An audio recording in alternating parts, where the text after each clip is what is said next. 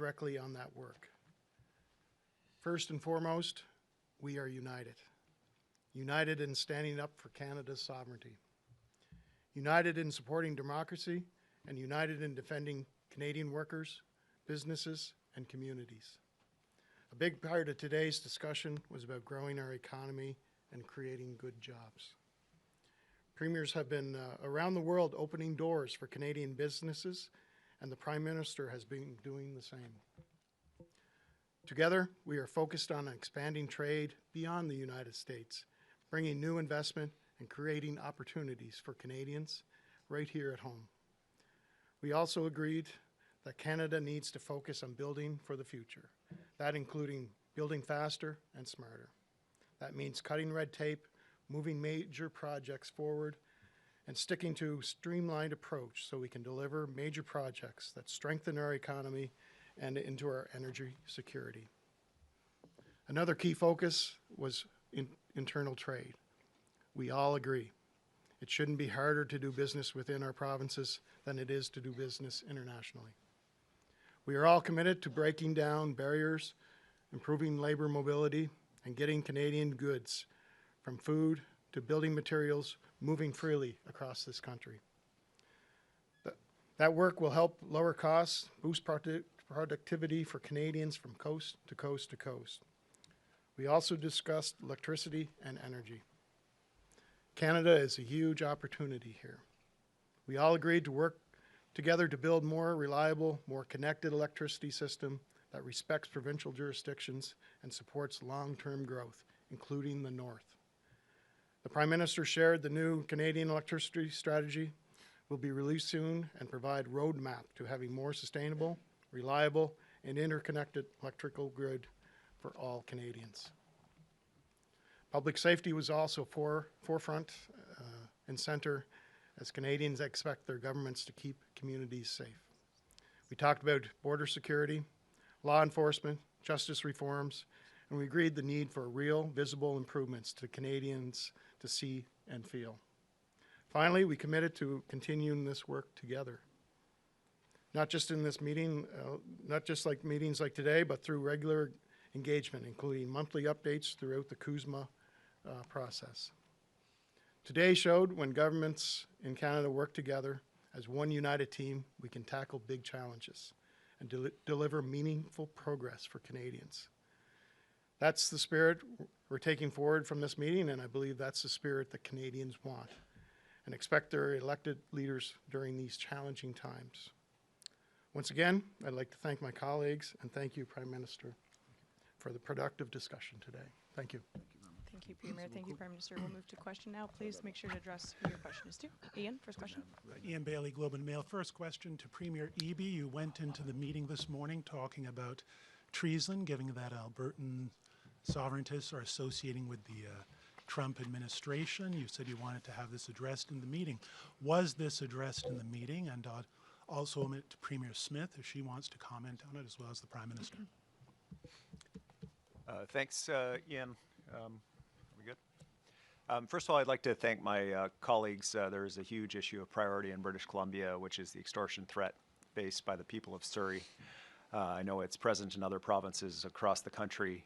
For all of us to come together and call on parliamentarians federally to pass Bill C-14 as expeditiously as possible is crucial for us. What we're seeing in Surrey is it's a terror attack in slow motion, and you would never dream of giving refugee status to someone who participated in a terror attack, but that's exactly what's happening.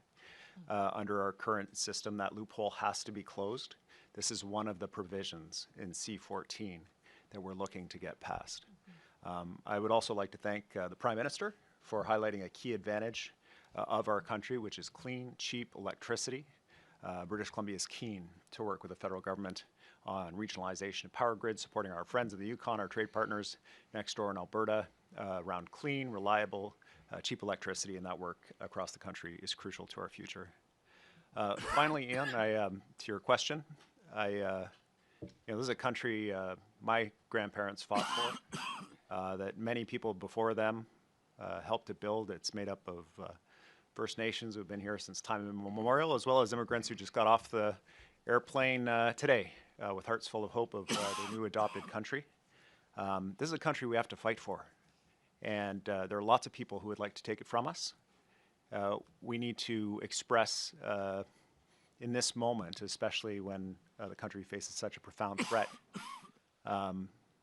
we need to express that we will fight for this country, that we'll stand up for it, and that those who don't wish to, those who would solicit a foreign government to try to come in and take over our country or break it up, that's not part of our vision for Canada. That's not Canadian conduct, and in fact, that is, I described it as an old-fashioned word because we haven't had to use it for a long time. In my opinion, that is treasonous activity, and it needs to be called out. It needs to be stopped. Now, I'm not talking about debates that we have inside the country among Canadians about how we order ourselves, our relationships between the federal government and the provinces, referenda that might be held. I'm talking about crossing the border, soliciting the assistance of a foreign government to break up this country, and I don't think we should stand for it. Premier Smith, do you have I think it goes automatically. Oh, goes on automatically when I speak? It's working? Oh, okay, it works. Well, let me just support Premier Eby and his comments about C-14. We think that's very important to get past. We've also, when he called for the Lawrence Bishonois gang to be declared a terrorist group, we also agreed to that. I'm glad he's open to expanding the interties. We look forward to selling him some more excess solar and wind power. And as you can see, we've got lots of things that we can work on together. I've always been clear that me and our United Conservative Caucus are supportive of a strong and sovereign Alberta within a united Canada. That is one of the bills that we passed when I first came in. But I think we also have to be realistic that 10 years under Justin Trudeau's government, our province was relentlessly attacked. Our economy was relentlessly attacked, not only for our economy, but our provincial rights and also our personal freedoms and our way of life. And so when you look at the polls, they suggest as many as 30% of Albertans have lost hope. That's about 1 million people. And I'm not going to demonize or marginalize a million of my fellow citizens when they've got legitimate grievances. What we need to do is we need to give Albertans hope. We need to show them, not just tell them, not just words, but with actions that Canada can work. And that's what I've been doing. That's why I signed an agreement with the Prime Minister in November so that we could work in common cause on correcting some of the mistakes, I would say, of the Trudeau government. And it's why we participate in these kinds of First Ministers' conferences so that we can find the things that we agree on and work together for that, for the betterment of the country. And I think this is a very powerful table that has been able to do that for the last 3 years that I've been on it. And I'm honored and delighted to be here. something else? Would Canada agree to an increased external trade policy agreement alignment with the U.S. as part of changes to USMCA, including on China? And what about a customs union? Well, I find one of the most effective ways to negotiate is not to negotiate in public, so we'll wait till we have the broader discussions with the United States as part of a review, not a renegotiation, but a review of CUSMA. Thank you. Next question, Mark. Mark Ramsey with the Toronto Star. Prime Minister, what do you make of the Trump administration's meetings with Alberta Separatists and the comments of Secretary Bessent? Is this foreign interference from the U.S.? You know, the governments that are going to make a difference to Canada, to Alberta, to Canada, are at this table, I guess alongside with municipalities and working with our Indigenous partners. And the focus of the meeting last night, today, the meeting of the Council of Federation before that, was how we come together and build. How we build a better country, how we build safer communities. A number of specific points were just referenced by Premiers Eby and Smith, from addressing extortion, crime in the community. I know Premier Ford and I have been very focused on this as well, as we have across the country. I appreciate the support of the premiers, all the premiers, for Bill C-14. It's part of a bigger picture of measures that need to be taken. And just the power, I'm going to stop on this, just the sheer power of what we're starting to do and intend to do on the energy side. being stronger together, linking together our systems, doubling the size of our electricity grid, extending our clean energy advantage, doing it in a way that's affordable for Canadians, using all our sources of energy to build this economy to all markets around the world, makes this country stronger and makes those conversations less relevant. With respect, Prime Minister, if you could answer the question on how you view the actions of the U.S. administration here. But for my second question, for Premier Smith, Premier Ford called on you this morning to denounce the separatist movement. I understand you said you don't want to demonize anyone, but they are seeking the help of the United States government. So what's your response to that? And Prime Minister, if you could please answer the question. Well, I would expect that the U.S. administration would respect Canadian sovereignty and that they would confine their discussion about Alberta's democratic process to Albertans and to Canadians. And I will raise that with my delegate in Washington so he can raise it with members of the administration. And I will raise it with my delegate in Ottawa so he can raise it with the U.S. ambassador. I fully associate myself with Premier Smith's comments just then. We expect the U.S. administration to respect Canadian sovereignty. I'm always clear in my conversation with President Trump to that effect, and then move on to what we can do together. Thank you. Next question, McKen. J'attends à ce que l'administration américaine respecte la souveraineté du Canada tout le temps, sans exception. Et quand j'ai eu des conversations avec le président des États-Unis, je fais le point final. Et nous continuons à discuter comment nous pouvons travailler ensemble. Merci. Next question, Mackenzie. Hi, Prime Minister. Mackenzie Gray with Global News. I'm happy you brought up your conversations with the President. I'd like to ask, in those conversations, has he ever raised the prospect of Alberta or Quebec separation? No. Have you raised concerns about the administration's comments, Mr. Bessen's comments, as well as these meetings, with anyone from the Trump administration? There are channels to raise those concerns. I haven't I mean, these comments are within the past 24, 48 hours. I don't have a running commentary on everything the administration does. I stand by what I just said about respecting our sovereignty, our expectations of the U.S. administration, and the clarity with which I've always expressed that directly to the President. Question, question, Mike. Prime Minister Mike Lecouture with CTV News. I want to ask you and Premier Smith about this. Does a new pipeline through BC have to go to the northwest coast?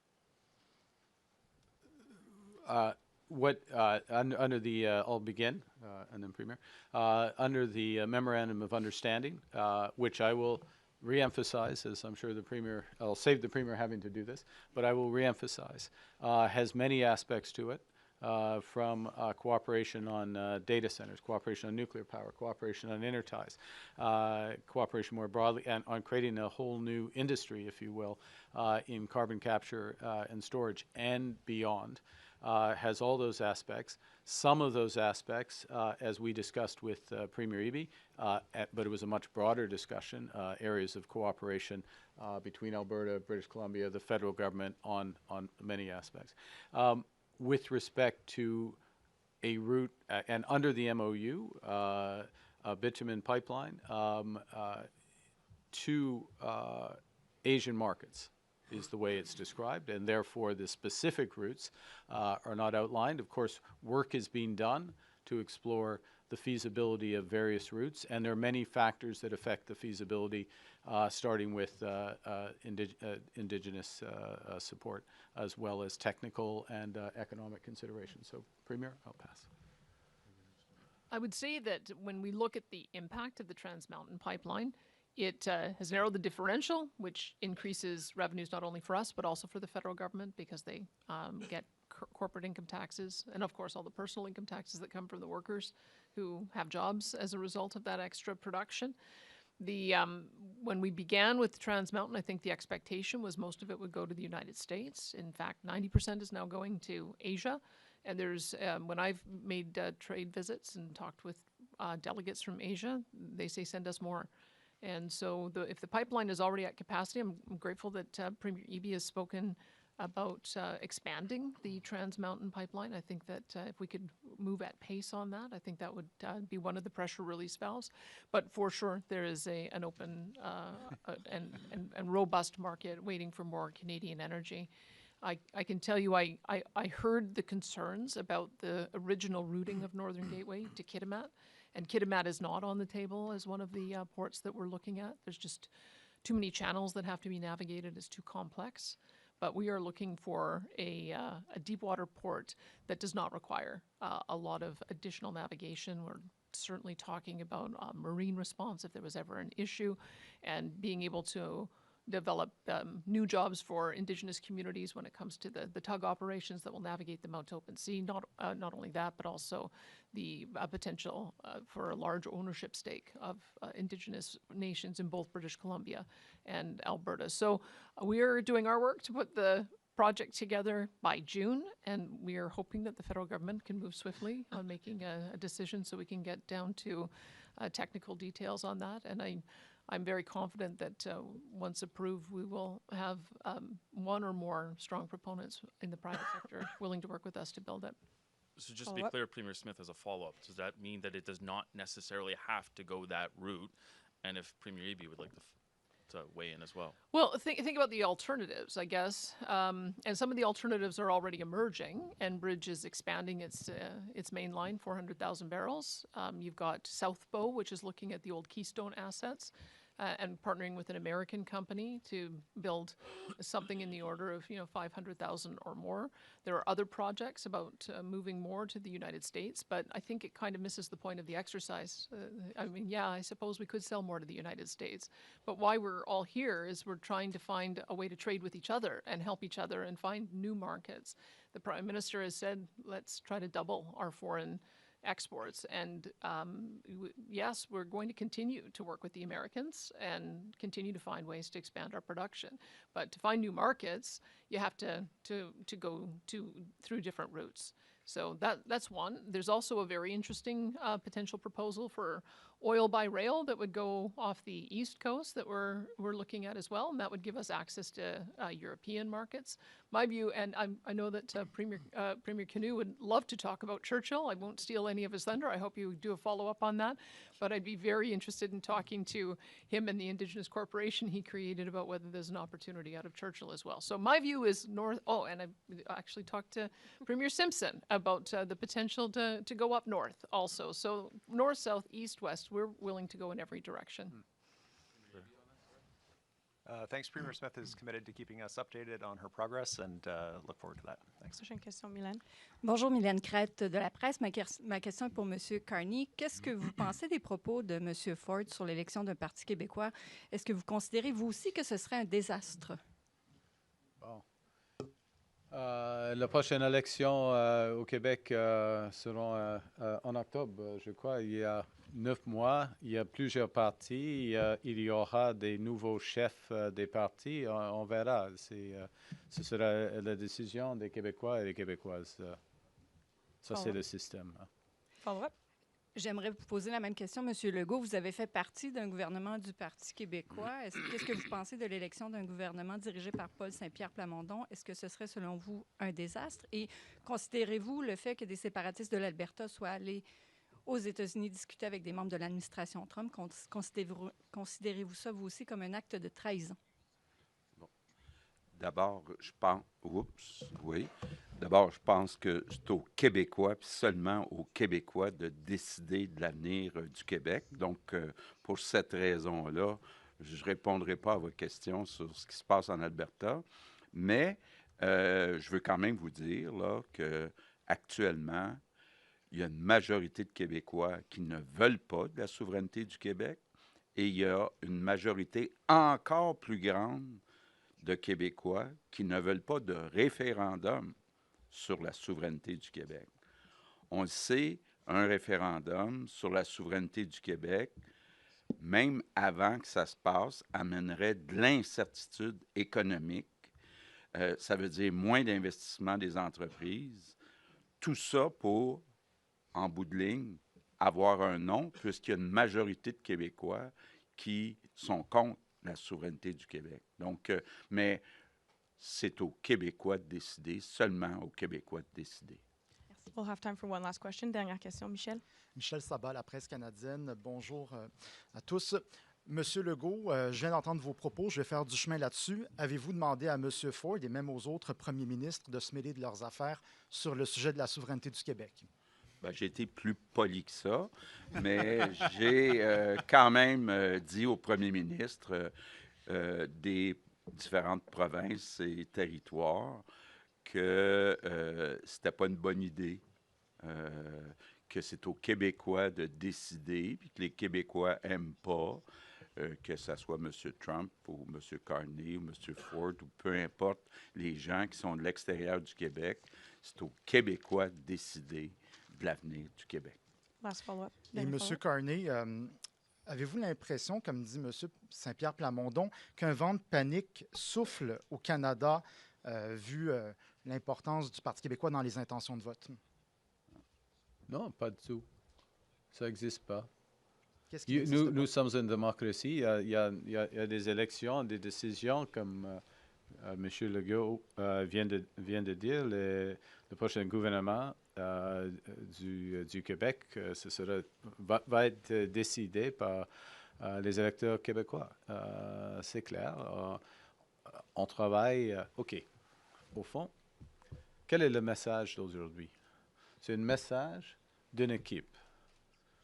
Le premier ministre du Québec, le premier ministre d'Ontario, tous les premiers ministres, le premier ministre du Canada. Nous travaillons ensemble afin de bâtir des provinces, des territoires, un pays plus fort, plus résilient, plus indépendant, plus prospère, plus durable. Ça, c'est le message. C'est pas... Et ça, c'est bien plus important que des phrases ou des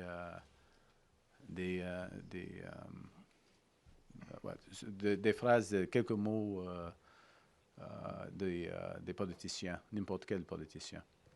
Merci. Et si C'est je ce qui va faire pourrais notre conférence. ajouter, Sorry, go juste ahead. vitement, je pense que c'est important dans le reste du Canada de partager avec le Québec que la fête francophone, ça existe au Ouest aussi. Oui. Et ça existe tout partout dans le pays. Alors, oui, ton élection, c'est à vous, c'est très important, mais en même temps, tu es accueilli au Manitoba, à l'ouest du Canada, au nord. Alors, quand on parle d'un Canada uni, on devrait se parler, oui, le Québec, c'est central, c'est très important, ça a beaucoup de pouvoir pour la francophonie mondiale, mais ça existe aussi tout partout dans le Canada, et on devrait travailler ensemble. So just to reiterate the message of unity, and thanks for the setup also, Premier Smith. We had a great day today with the Prime Minister. We had some very specific asks on the Churchill project, a lot of exciting developments with the Major Projects Office, with a major energy company kicking the tires on that, and the possibility of getting to Asian markets via the Suez Canal is very exciting.